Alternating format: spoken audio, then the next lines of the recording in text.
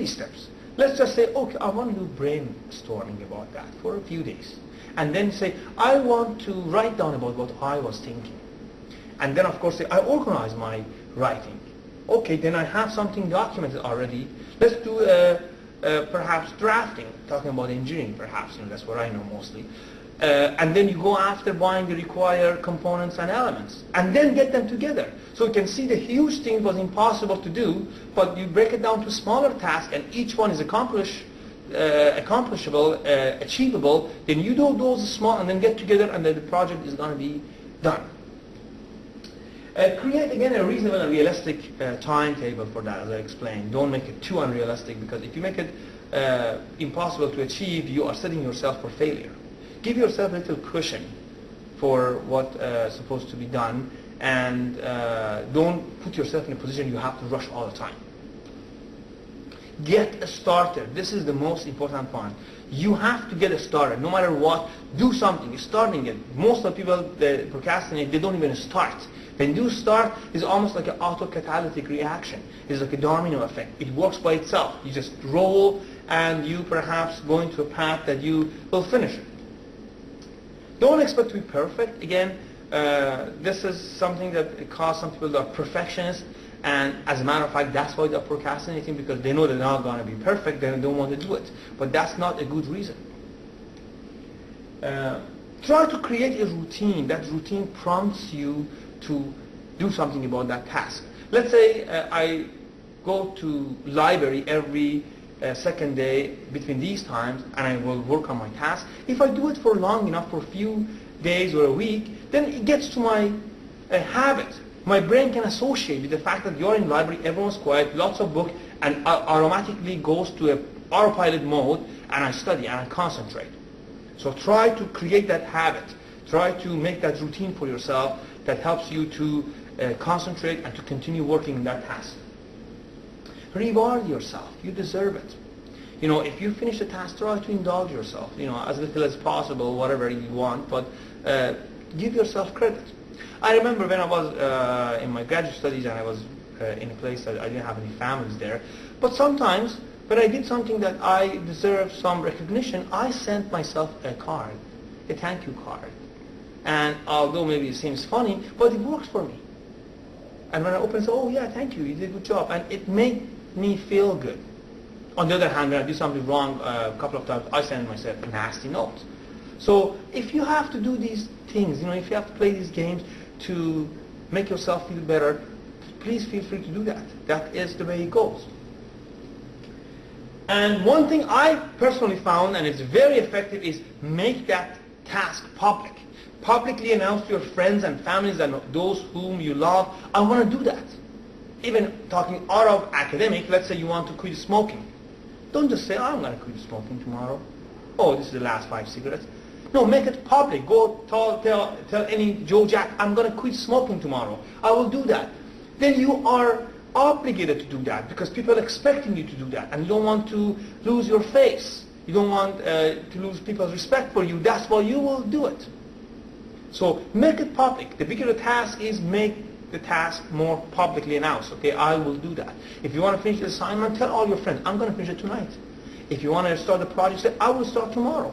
And then, of course, when you see them tomorrow in lunchtime, say, yes, I started. You're afraid of the fact that they would ask you, have you started? And you will say, no. That fear itself caused you to start the project. So make it public. It's very important. Now, as I told you, you're all professional, so that's why you have to play it professionally. Number one, set your goals. Try to find what is the goal of you being here, or what are the goals, objectives. Make the school and study your priority. By no means I am suggesting you that come here 4 years and study from day and night and get an honor degree, and then after 4 years if I ask you, what do you remember the last 4 years, and you will tell me, I studied very hard and I got a degree. That would be not a good enough reason for being here. You are here to gain experience, life experience. You are in the university, but you are, as a bigger picture, you are in the university of the universe. But of course, make study and education your priority. Find balance between your heart and your mind and your soul. Try to always live in harmony, balance between all these parts of your entity. It's very important. Develop an easy to follow study plan. Everyone has his own tricks. Try to develop those and try to follow them. Attend classes. Did I tell you it's very important to attend classes? I think I did. Okay, I would re-emphasize that. Attend every single lecture. Now, what are the reasons that you don't attend? I have actually heard few of them. Number one, I don't know what date is this. Oh, is it Wednesday? I thought it's Tuesday. Not a good one. I have to go shopping. Oh, I have no grocery, Well, I'm sorry, but that's not a good one either. I like this one. I didn't hear my alarm. Well, when some of the students come to me and they say, I didn't hear my alarm, I tell him or her, buy 5 more alarms and put them in a 5-minute sequence, and then come next time and give me another excuse for not being in my lecture. I missed the bus. Well, you know what? If you miss the bus, run. Run for the school. I don't have anything to wear. Of course, it's a joke, and I'm having a bad hair day. But believe it or not, take it from me, there are tons of excuses that you don't make it come to the class. But there's only one reason for coming, and that reason is because you want to be here and you are investing your time and energy and your money on your future. Participate in group studies and projects. That's very important too. As a student, you always have to make yourself as an individual learner, but also you have to be a team player. You find your own people, group of people, like, hopefully those who are good students. Try to associate with them, try to do the assignments and homework with them. That would be very helpful, because one mind has one thought and 10 minds have got 10 different thoughts, and perhaps by adding together they would find the answer of any question. Ask questions and seek help.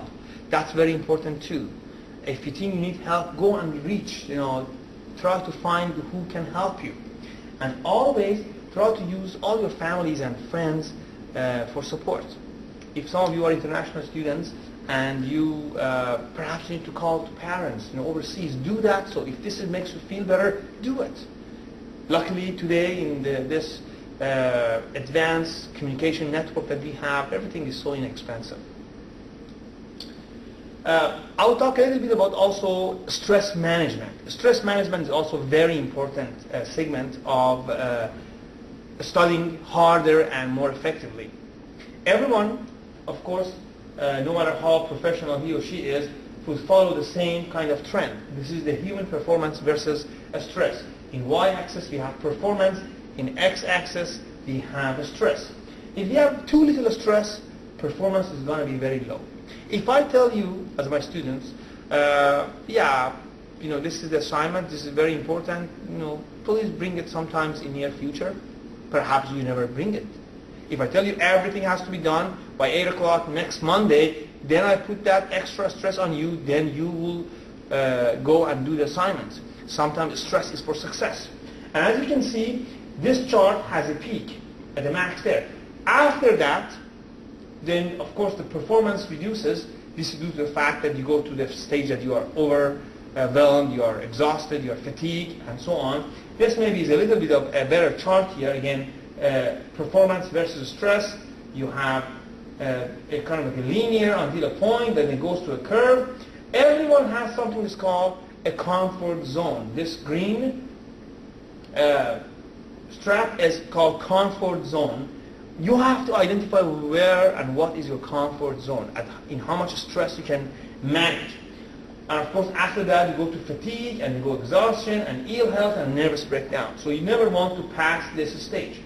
But one thing you have to realize is that if you learn some stress management techniques, not only you can take more stress, you can shift your comfort zone to